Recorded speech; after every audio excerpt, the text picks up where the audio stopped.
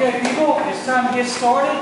We've got a lot of material to cover today, so we need to get started on time, despite the fact many people show up late.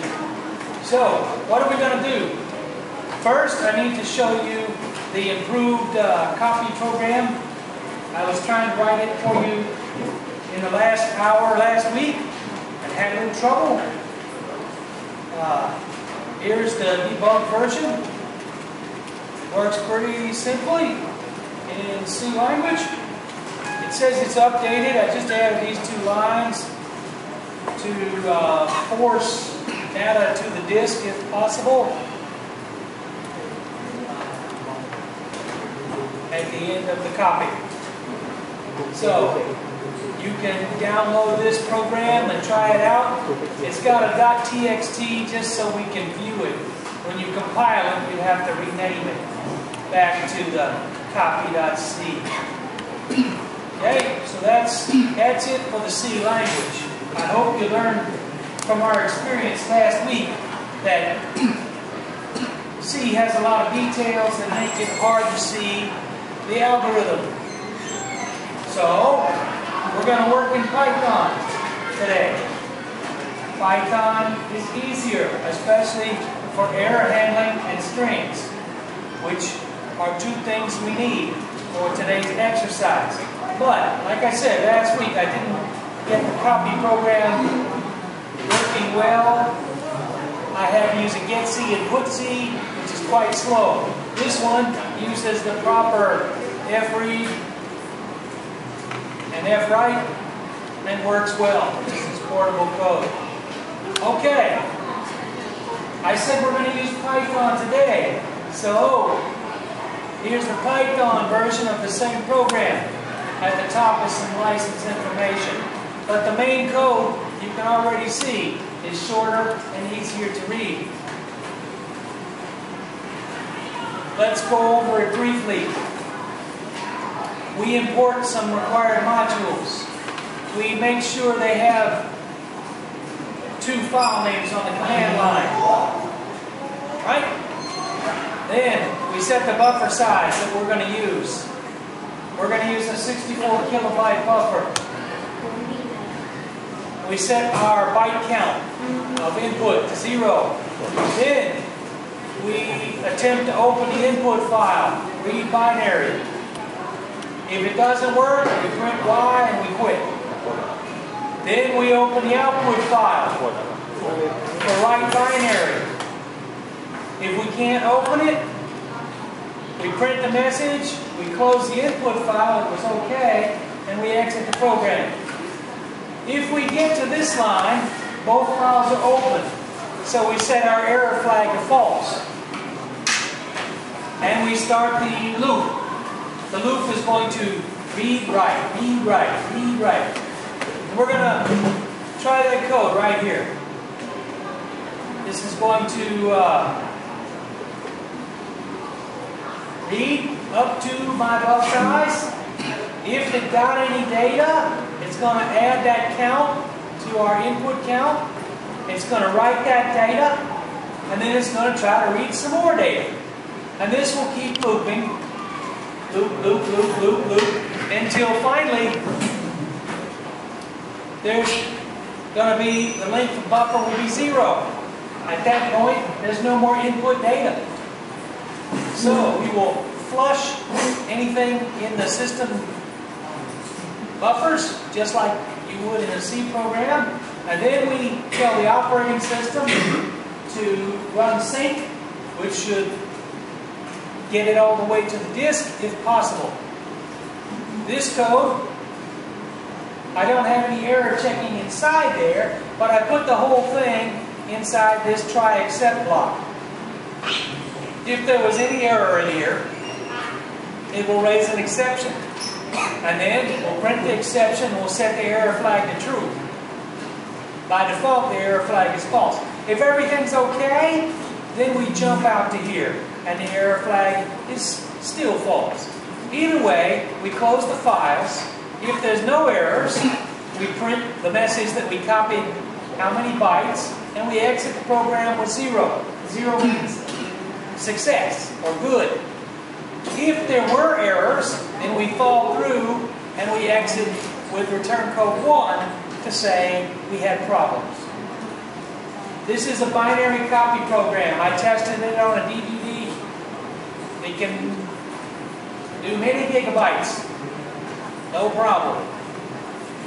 Reasonably quickly. It's not as fast as the C program, but it's pretty good. So, this teaches you all the Python code we need today to upload files. Last week I said we're going to do file upload. So, to do that, we have to be able to read the binary file in the client, and we have to be able to write the binary file in the server. This code does reading and writing of binary files, and it shows you that it's simple in Python. So, that's good news. The next thing we need to do is we're going to need to download the new improved Sakatumi. Sakatumi 2.0 is last week. Sakatumi 2.5 is this week. And it knows some protocol. It knows some protocol. It knows 4 kinds of messages from the client. Message just sends a string, like last week. Bye is how you disconnect from the server, because this server keeps running for many connections. Okay? Last week the server would run for 1 connection and stop. But now this server is more like a web server or an FTP server. It will keep running. When you say bye, your client disconnects, but the servers can talk to other clients. If you send shutdown, shutdown tells the server stop running. Okay? And then the last one is upload.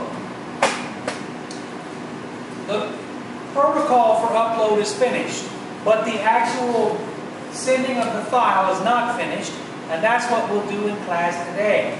The other three work. This one, it sends the file name and the length, but it doesn't send any data yet. We're going to do that in class today. So, now you know where this stuff is. We can shrink this window. We can open up our PuTTY window on dekdee. We'll do like we always do. CD to get home. Make a directory with today's date. Today is January 30. So we'll make 20120130, and we'll go in there. We're ready? Now we need to download those files. We know we can download those files easily with the LINKS browser. We get them from the local host.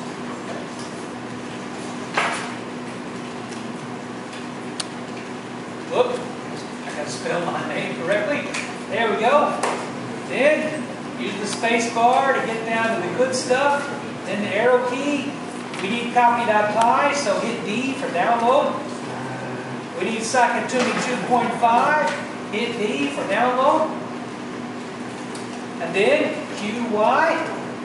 If that worked, you should see this. This has the wrong name. I had to use the wrong name so we could view it with the Apache. Let's move it to the correct name. So we're going to move copy.py.text, copy.py, and set it to runnable. Let's test it so we can see it work. We can copy the Sakatumi. That's a compressed file. You know it's binary data.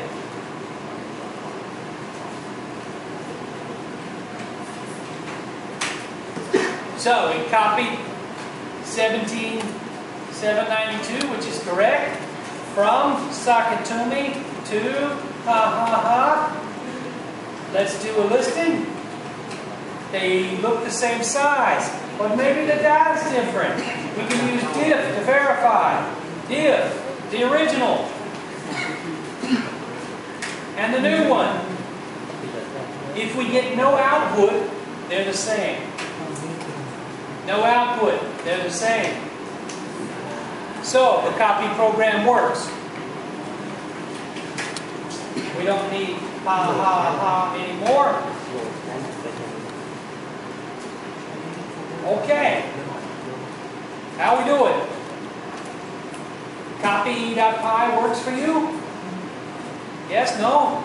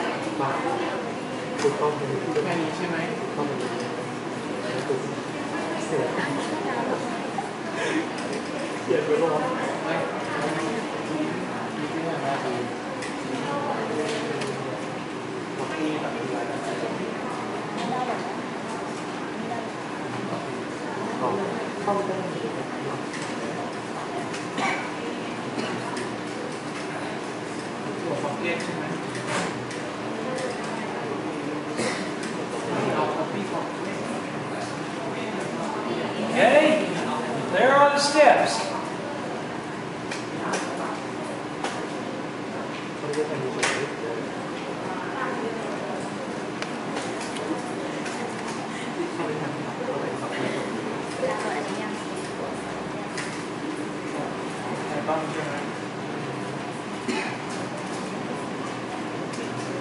Okay, I can't make it any easier than that.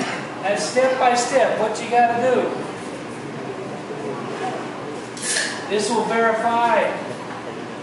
You can download it and you can run it.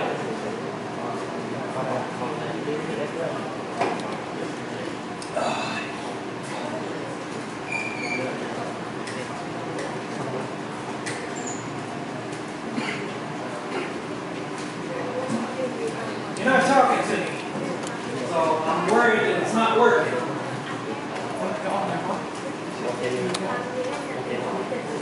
Because you got to have more typing speed than this. Okay, now down arrow. Down. Down. Good. So go to step 2. MP. Okay. Okay. You can do step 3. See mod. Okay, you're on step 2. Okay, you ready for step 4? Okay, let's try number 4. Okay, you got a problem. ต่อไปก็เช็คหมด You download a copy of C, but that's not the one you need.